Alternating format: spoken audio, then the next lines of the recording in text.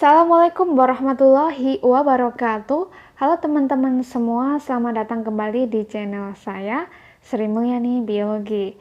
Ya, dalam kesempatan kali ini nanti kita akan bahas salah satu soal SBMPTN Saintek 2018 bidang biologi ya.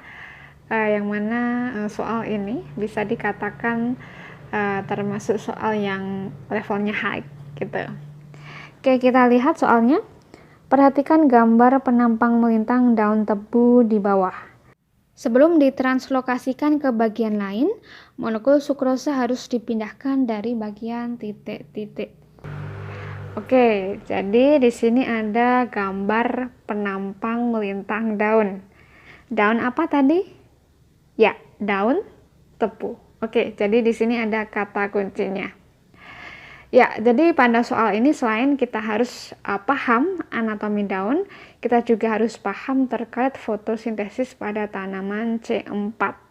Jadi berdasarkan cara fotosintesisnya, tanaman dibedakan menjadi 3, tanaman C3, C4, dan CAM. Yang mana terkait fotosintesis pada tanaman C3, C4, dan CAM, saya pernah membuat video pembahasannya ya, teman-teman nanti bisa dicek gitu. Apa sih itu tanaman C4? Kenapa disebut dengan tanaman C4 ya? Jadi ini terkait fotosintesisnya ya, tanaman C4. Senyawa organik yang dibentuk ketika CO2 diikat pertama kali adalah senyawa organik dengan atom karbon 4 atau asam oksaloasetat ya. Jadi C4 ini adalah singkatan dari karbon 4 seperti itu.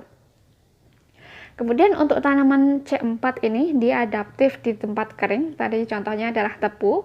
Selain tebu itu jagung ya. Jadi jagung juga termasuk ke dalam tanaman C4 seperti itu.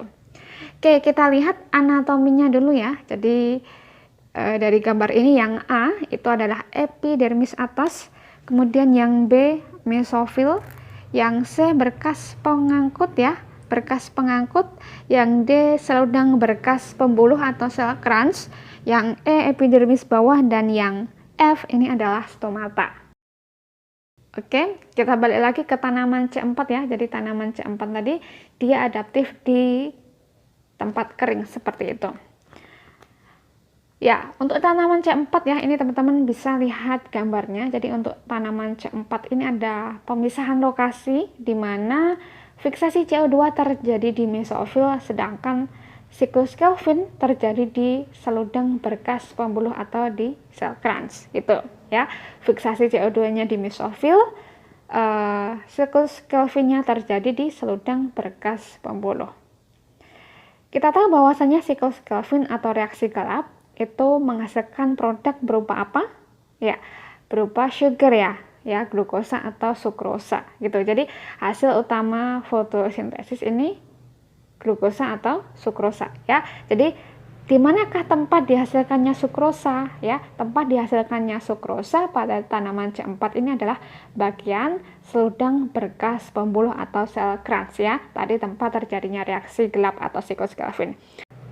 Kemudian hasil fotosintesis ini, sukrosa ini diedarkan oleh siapa ya? Yang pasti diedarkan oleh berkas pengangkut ya, berkas pengangkut.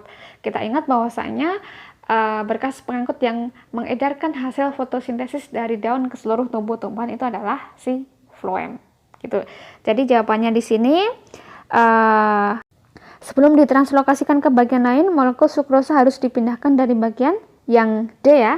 Yang D tadi adalah seludang berkas pembuluh atau sel Kranz, yang mana sel seludang berkas pembuluh ini adalah tempat dihasilkannya ya, tempat dihasilkannya dari sukrosa, kemudian diedarkan oleh C, oleh berkas pengangkut atau pembuluh angkut seperti itu.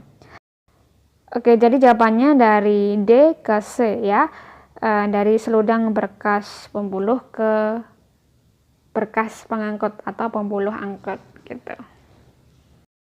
Oke, jadi itu pembahasan kita kali ini. Semoga bermanfaat ya. Jika merasa video ini bermanfaat, bisa di-share ke teman-teman agar teman-teman yang lain juga bisa belajar. Oke, terima kasih. Jangan lupa di-subscribe ya. Wassalamualaikum warahmatullahi wabarakatuh.